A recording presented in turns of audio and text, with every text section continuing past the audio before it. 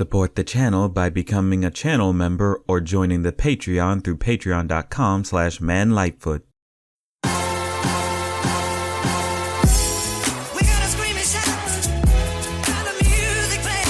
That's right, I'm reviving an old one with quick thoughts. If you're new here, I used to have a series of videos that were just first impression compilations of animated shows or movies I missed at the time. They were fun and simple to do, but I ran out of stuff I cared to keep up with, plus none of y'all cared for them anyway. So with this revival, things are gonna be different. This time I'm only talking about indie animated shows or movies. No more mainstream shows or movies will be covered on these videos. If you've seen some of my videos, I've included a short little 1-minute indie shoutouts in them. Now with this format, I couldn't go into detail about the indie cartoons I was talking about, so this is my way of being able to really gush about these cartoons in more detail. Some of the previous ones I mentioned in shoutouts may also appear here. Also, I'm gonna jazz things up a bit with style that you'll see as you watch. I also want to preface that I won't be doing any negative impressions of any of the indie projects I cover. So those of you hoping to see me bash the most popular indie darling right now, you're gonna be very much disappointed. I'm just telling you that right now. Indie projects are made out of pocket by their crews. It wouldn't be right to harp on someone just trying to make their art with so little. Plus, you're just a freak if you waste time on the internet to hate things. I am SpongeBob, destroyer of evil! Take it easy, it's just a drawing. Now, with all that squared away, let's get to it. Hurry up, Mort! Find and hook the piece! I can't see anything yet. Boy, if you don't... Let's start things off with a new rising indie darling. Created by George Whitman and his small crew, Port by the Sea is about two kids named Port and Umi. I get it. Who set out in an ocean-filled world to fix a broken moon. Cosmic. Now that sounds pretty head-trippy, and that's what makes it interesting. These two kids are a fun duo with some sharp-ass teeth. About to redefine the term ankle biters. Umi is a headstrong, let's get the job done type. She mostly won't see the forest for the trees when it comes to their adventures. She can also be pretty damn callous. How could you throw Jolly Roger at that thing, Umi? He was the only thing left. Damn! Port is the total opposite. He sees the world with an innocent lens, sometimes to a fault. His innocent ignorance of the world gets them into trouble pretty easily, but thankfully Umi's there to bail them out. Port works in a way to soften that harsher attitude of Umi. It gives the feeling of a mutual growth between the two, not to mention an older, younger sibling dynamic. They are also joined by Port's delicious pet crab, Jolly Roger. Sorry, my home state's delicacy was crabs, so bear with me when I say Jolly looks good next to some steamed broccoli and melted butter. But that brings up the nautical aspect to this short. I'm a sucker for nautical themed stories, so seeing the shanty-like locations are a fun treat for me. The different locations they're able to pack into this manages to get across the idea that there's more to this world than you know. Also, they look really interesting. So much so that you want to go exploring in them. It even allows for the gang to meet up with some colorful characters. This bird lady and her grandson don't get much time on screen, but leave a nice impression. I'm not exaggerating when I say if anything were to happen to them, I would kill everyone in this room and then myself. There's this nice sense of coziness you feel as you watch. Well, as cozy as fighting horrible sea creatures can be, we all have our comforts. You also have to appreciate how good this looks. I love the water animation for this pilot. It just moves with a slickness that gives that impression of the ocean. It has simple but distinct character designs that make them stand out. There's even a really nice song sung by the amazing Olivia Olson. You know, Marceline. Come on now, you just gotta give props to this pilot for getting the vampire queen on this track. There's a place beyond the bay, unexplored, if I dare to go that far. It's a very charming pilot that has a nice lore to it. The characters are very cute and fun, it's a nautical good time, and you'll want to find out more about it. You can keep up with Port by the Sea by subscribing to George Whitman's YouTube channel and going over to the official website. Click on the man? Perhaps we just stick to the plan, as Yuki always says. Yes, and the plan that never fails is smashing things. Rocket Turtle, go! What? If you're looking for a spy show with amazing art style and heavy Saturday morning cartoon vibes, then Yuki 7 is something you definitely need to look at. If you're not looking for that, well, then I'm sorry, you're basic. It's created by Kevin Dart in his studio Chromosphere, same people who worked on City of Ghosts, which was created by Elizabeth Ito, who also works in this series. It's a show that follows an agent named Seven, codenamed Yuki, as she and her team go on missions to save the world. The team are this cool ragtag group of mismatches. Yuki herself is a straightforward but cool-minded lady. She serves as the leader of the group and proves why through her action. She's pretty collected in their missions and is able to get out of bad situations because she stays collected, which is a good since it's her team that puts them in those bad situations in the first place. Rocket Turtle, which is an awesome name by the way, is your lumbering oaf of the crew. He means well, but has that mindset of a restless gorilla, which is kind of ironic in a sense. I don't know how, but I'm sure you'll think of something. He provides the brute strength of the team as a robot turtle, but they clearly built too much muscle into his head. There's also that cat member Dr. Goldpaws, who is a cat that has a translation collar. They have the growing pains of a team of misfits mostly because they are one, but they come through for each other in the end. You get a good feeling they're putting their all into it and they have each other's backs even when things fall apart, mostly because of Rocket. Get your life together, you freak. This whole show has a level of kick-ass to it that makes you feel nostalgic for a time you never lived in. The look and feel of this series oozes that 70s pulp spy action thriller genre. It's done at a 4x3 format to really emphasize the Saturday morning cartoon vibe. Makes me want to get a bowl of cereal and watch it. You even get the outrageous stuff you see in those old cartoons or movies with goofy shit just for the sake of it. Where else do you get raptors driving motorcycles? That's so much awesome on wheels, you just can't comprehend it, but you accept it. It gets better with the fact that there's a mystery element to it, with the fact that the team has no clue where their missions even come from. They even collect their computer chips that they have no clue what they're for. It keeps you intrigued to want to find out exactly where the story is going. Other than that, it gives me that old-fashioned feeling of watching those Saturday morning action cartoons like Ben 10 or Shaolin Showdown and the like. The color palette alone has a warm vibrancy to it that makes it feel familiar but new. This unique style lends itself to the animation, which is also great for action. There's so much flair on display here that you won't want to look away. It's a true testament to the crew for how dedicated they are to making it look like this. There's a bunch of breakdowns on their channel that goes over their entire animation process for this style. You can even go on their websites to get a better breakdown of things as well as see other stuff they worked on. It's a nice indie series that really could use way more eyeballs on it. Come on, how often do you get a small show with this high level of experimentation that actually pays off? Plus, they currently have a new micro series for Yuki 7. It's small 1 to 2 minute uploads that unfold the story in small doses. It's equivalent to those old cereal commercials that had stories to them. Even has fake commercials in them to make you really feel like you're watching one of your favorite cartoons. That's a level of detail you don't get no more with mainstream networks. If you're in the mood for a nostalgic but new action series with a unique style, then Yuki 7 by Chromosphere is right up your alley. Yes! Thanks for the pickup, Rocket! Now let's go home.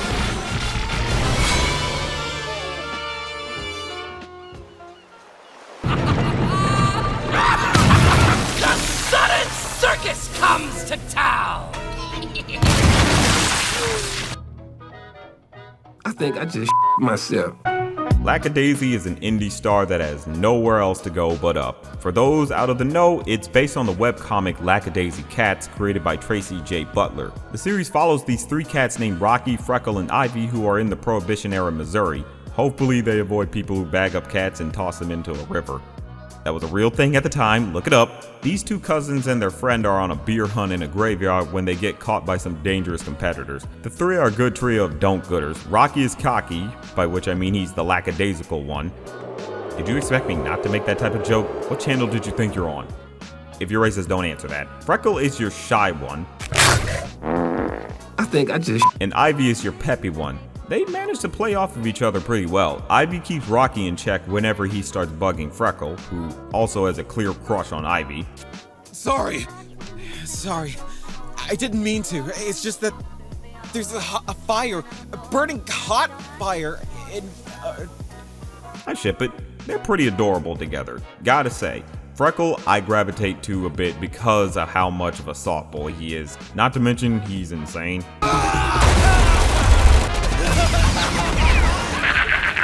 I like him. He's silly. I love the sense of suspense in this pilot. When they want you to feel tension in the moment, you will feel it. This even applies to this gun showdown that happens later in the pilot. It doesn't waste time with words between these characters. It just uses strong character acting and good pacing and tense action to keep you engaged. I actually want to break this part in the short down a bit. The start of the car chase has so much happening that works in service to building suspense. It tells you who the bad guys are without them having to announce themselves. They just show up, smile to give a good bit of character, and start shooting. This in turn signals to our protagonist to get the fuck out of Dodge. Ivy sets the car off the brake, which puts her out of control of the car. It's rolling around as this other lady is trying to light them up like a Christmas tree. The boys are sitting helpless as the bullets are going off until they get a chance to hop in the car. It's all adding to the tension of the scene. You sweat your own bullets as you hope for them to make an escape. A great understanding of having your characters do stuff instead of talking about doing stuff. It puts you in the moment instead of explaining the moment. It speaks to how the animation and editing is done perfectly. I gotta say, it also drowns itself in this Art Deco style that's pure eye candy. There was a love of that old-time 1920s architecture that is on full display. I like the little touch of showing the underlining rigs of the characters.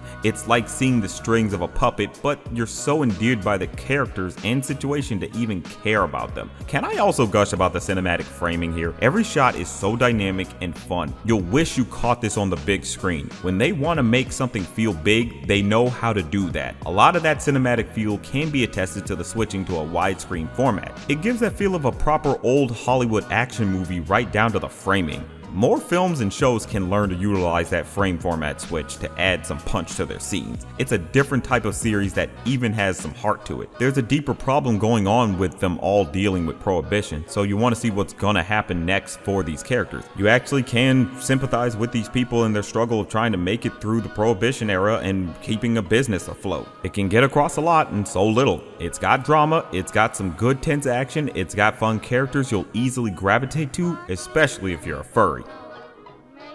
Definitely look this up with Safe Search on. The crew got this funded and are looking for more means to keep it going, so head on over to their channel to show them support. Now, of course, making an indie series takes a bunch of brain power, what with keeping up with all the different aspects of the process. Keeping that brain fresh with all that stress is vital. Thankfully, this video is sponsored by Brilliant. Brilliant is this great way to learn by doing with thousands of lessons from math, data analysis, programming, and more. It's a great way to learn and gain strong problem-solving skills, as well as build a learning habit for yourself that'll help you and your studies or profession. There's great lessons on how technology works that can help with understanding compression on video and more. Even some that cover strong password creation, so you can keep all your animated projects safe with these lesson plans. An animated project can take a lot of brain power to create, so learning how the tech can work should help give you some tips and tricks to get you started. But the real good news is that Brilliant has a good deal going right now. To try everything Brilliant has to offer for free for a full 30 days, visit the link on the screen or click on the link in the description. Brilliant is such a fun way to learn that you definitely don't want to miss out on this deal. And I do want to say thank you to Brilliant for sponsoring this video.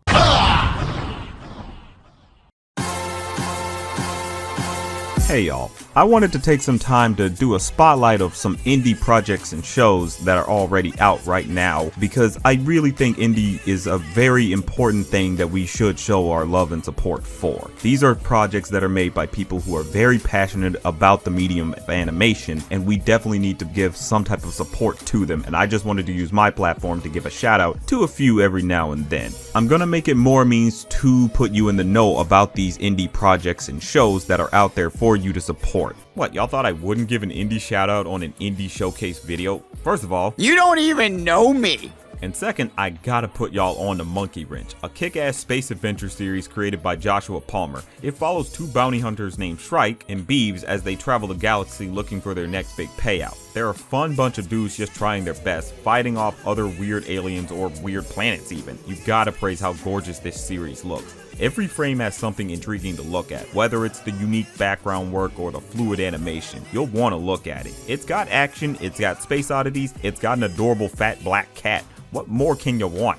It can even get deep with some of the consequences of the character's actions. There's moments where something bad happens and there's no real happy ending. There's definitely more to the show than I can even put into words for it. You can follow and support Monkey Wrench on their YouTube channel or Newgrounds. Just telling y'all now, I am not responsible for whatever you find on that website.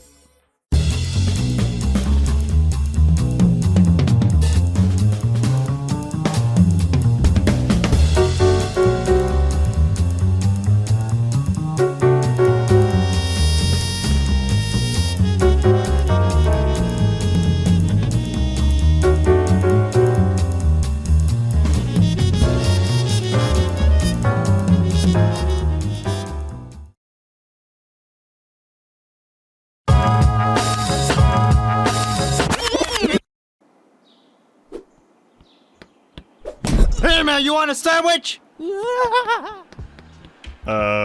Break time? Now niggas in my generation should be all over this one. Sublo and Tangy Mustard is created by Aaron Long. It's about two guys working as mascots for a sandwich chain. They're that fuck up duo you either are or you know.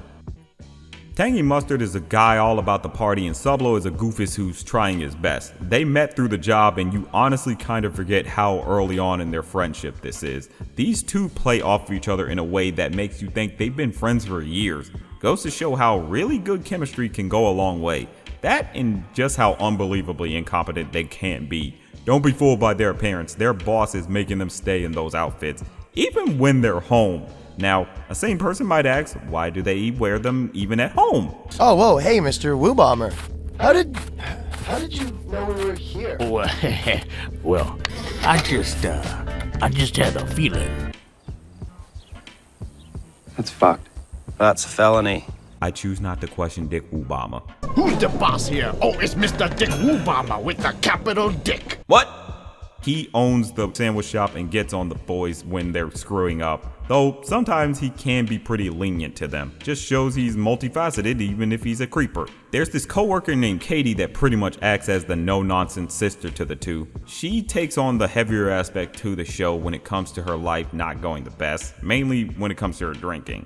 But that doesn't stop the show from getting silly about the matter, or just plain screwing Katie over when it comes to her art. Tut tut tut. Katie, I am shocked. I am an artist. You're not fooling me, bud.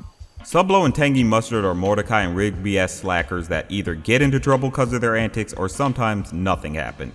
Yeah, there's episodes that are fairly short and not a lot happens in them, but they're still so funny. The episodes are made with a time frame that fits the plot. It plays heavy into the slackers messing around and stuff happens trope. The big thing about this show is that it's down to earth.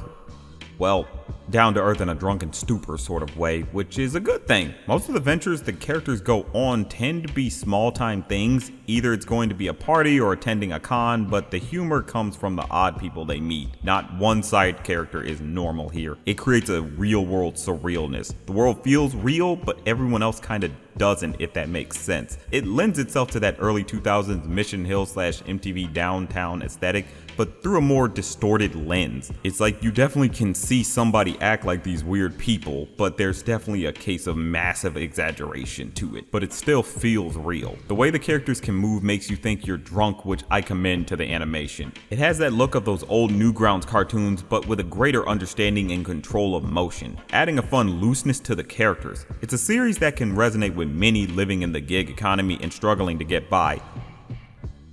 Or if you went with an art degree. It's a surreal down-to-earth show that if you're in your 20s or about to hit your 30s, you'll easily have a great laugh at. You can watch / keep up with this series over on Aaron Long's channel. They broke my comedy mask. So, Kane, we having a new adventure today for the newbie or what? Wow, what an asshole! Now yes, you might be thinking, isn't this one already talked about so much? Oh, come on, kitten, I won't tell anyone. Just because it's popular doesn't mean there's nothing to say about it. In fact, that's what makes Glitch Studios' amazing digital circus something worth talking about. A major indie darling that completely blew past expectations, all based on a premise of eternal imprisonment. There's a metaphor for capitalism there, but I ain't Hobie. Pomni is a random person trapped in a mysterious digital world. It's a world made like a circus where all kinds of random things can happen. Handled by this crazy ringmaster named Kane, who clearly gets some sick enjoyment out of this. I mean, felt, but you don't make it obvious. It's a fairly simple idea that gets through with a lot of charming aspects. For one, the characters. They're a fun bunch that's distinct in their traits. Pomni is the living embodiment of short end of the stick, and I do mean that in the show and on the internet. You sickos. What the f am I looking at? The consequences of our actions! And it's only going to get worse from here. Oh no. Baby girl, you need to have a better reaction than that. She obviously rather be anywhere but this Ringling Brothers spin-off chain, but she's sadly trapped just like the rest of her fellow inmates / cast members. They're a pretty wacky bunch which fits the aesthetic, from the sarcastic and emotionally broken Jax, who just doesn't help anyone's situation, to Ragatha, who got put out of commission pretty fast. I do wish everyone else could make more of an impression, but hopefully the upcoming episodes will give them more of a spotlight. The Circus is a pretty fun death trap with all of its little atrocities hidden away. It embodies the idea of a horror funhouse with it constantly playing tricks on the crew, or Kane making a game out of his randomness. You can't blame their glitched friend Kaufmo for going insane, and judging by Pomni's look at the end, she's not too far off. I do need to talk about this animation because man, this is so nice to look at. It invokes a familiar feeling while not feeling the same as something I've seen before. Oddly enough, it reminds me of Roly Poly Oly if it was able to continue and evolve its style over time, what with its otherworldly sense of motion to the characters. No, you lie! You lie! I swear I'm sane. I also love how bright the colors are here. Not to too much of an obnoxious level, but enough to emphasize the circus angle. It's an interesting series that gets you on board quickly with the mystery angle. You want to know exactly what is the digital circus and how did anyone get trapped here. It gives you a want to come back to see what's going to happen next, as well as some character drama you might be wanting to see how that's going to play out. Definitely a series that I'd buy a bag of peanuts for. You can hop on over to Glitch Studios channel to keep up with the series, not to mention with their other shows like Murder Drones. Also buying merch. I just hope that Pomni doll sells out because of the right reasons. And that'll do it for this Quick Thoughts. I hope I got y'all invested in any of these indie shows. They were made with a lot of care and definitely deserve more support. I also hope you enjoyed this revival. I wanted to keep this going before, but the original format just didn't lend itself to how new shows and movies were coming out. So with this new way, I can give more attention to projects that need it, and I get to gush about all the newer ways animation is changing because of the indie scene. Plus the attention I give to these indie projects means more money for them, which means more indie stuff. Nothing but W's. With all that said, be sure to show your support to all these projects on their pages, and always remember, it's just a thought.